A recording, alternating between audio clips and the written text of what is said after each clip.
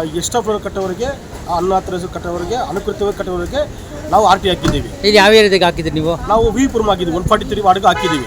ಮಾಲೀಕರು ಯಾರು? ಮಾಲೀಕರು ಇದ್ದಾರೆ, ಸುಮಾರು ಜನಗಳು ಇದ್ದಾರೆ. ಅವ್ರಿಗೆ RT ಹಾಕಿದ್ರೆ ಇವೇನು ಮಾಡ್ತಾರೆ, ಮಾಹಿತಿ ಯಾವುದು ನಮ್ಗೆ ಕೊಡ್ತಾ ಇಲ್ಲ. ಬರೀ ಲೆಟರ್ಗಳ ಮುಖಾಂತರ ಇಲ್ಲಿ ಫಾರ್ವರ್ಡ್ ಮಾಡೋದು, ಅಲ್ಲಿ ಫಾರ್ವರ್ಡ್ ಮಾಡೋದು ಮಾಡ್ತಾನೆ ಇದ್ದಾರೆ. ಒಂದು ಎರಡನೇದು, ನಾವು JC ಕಂಪ್ಲೇಂಟ್ ಕೊಟ್ಟರೂ ಕೂಡ ಇವೇನು ಮಾಡ್ತಾರೆ, ADW ಸಂಬಂಧಪಟ್ಟ ಯಾರು RT ಹಾಕಿದಾರೋ ಅವ್ರಿಗೆ ಮಾಹಿತಿ ಕೊಡ್ತಾ ಇಲ್ಲ.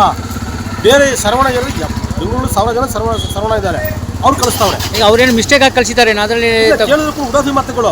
ಅಲ್ಲ ರೀ, ಕಳಿಸಿದ್ದು ಹೋಗ್ರಿ. ಈಗ RT ಹಾಕಿದ್ರೆ 3 ದಿವಸ ಟೈಮ್ ಇರ್ತದೆ ಸರ್, ಕೊಡಬೇಕು. ಮೇಲ್ಮನೆ ಹೋಗ್ಬೋದು.